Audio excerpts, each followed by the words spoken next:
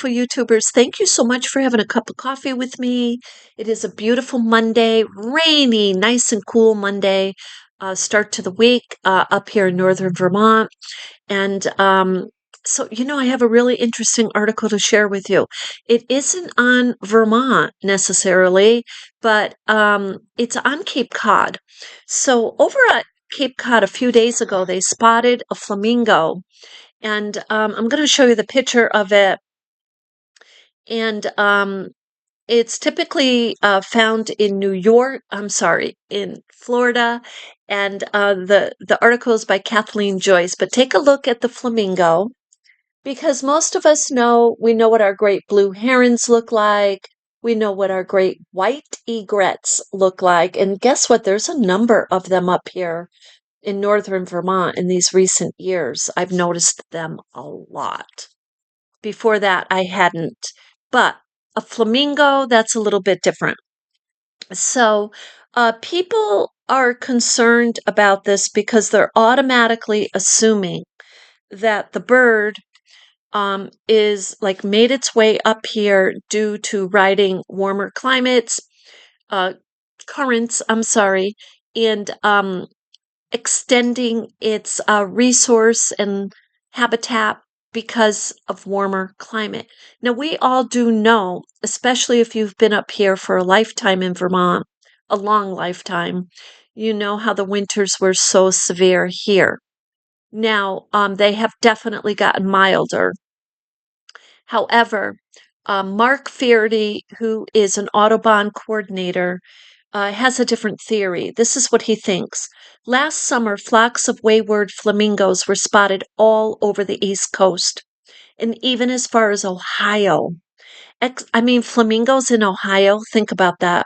Experts believe that the birds may have been carried up from the Yucatan Peninsula by strong winds from Hurricane Idalia when it struck Florida's Big Bend days before the sightings started. This was nearly a year ago, but Faraday thinks the bird may have simply stuck around. He says, we know one of the birds tracked back in the early 2000s that when they get displaced, they don't go back home. They tend to turn into what they call permanent hurricane refugees and just sort of wander around where they ended up. Now, to me, that's kind of sad.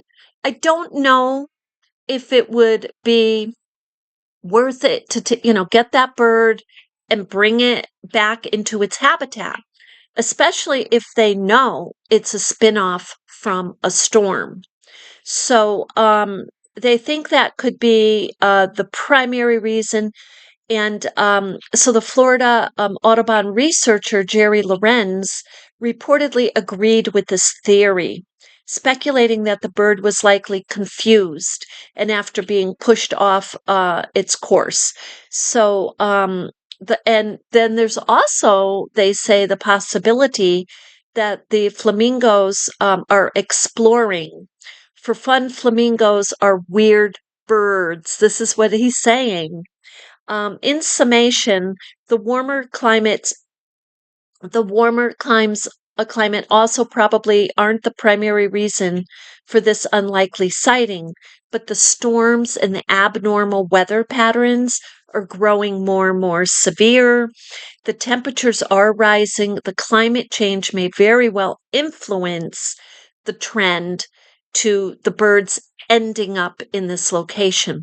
So it doesn't mean that the bird is, just kind of deciding to take off in flight and following a very warm current.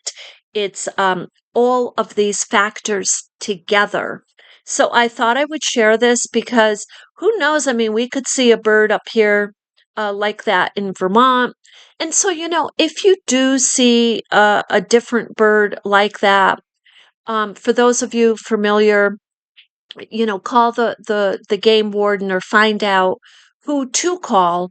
And UVM has a great department on agriculture and wildlife, and they'd be a great one to also direct you. But I would highly advise, if we see anything like this, let's definitely report it, because for me, I really believe I mean, this bird is definitely you know, you see flamingos in flocks all the time. So, why not kind of you know, bring it back to its to a flock that it's familiar with, but it sounds like it's flying around by itself. Anyway, so I thought I'd share that with you today. And with that, you have a beautiful day. And I do love your comments, your suggestions. Let me know what you think about this. Do you think this bird just kind of wandered up here, or do you think it got pushed up and away from a storm?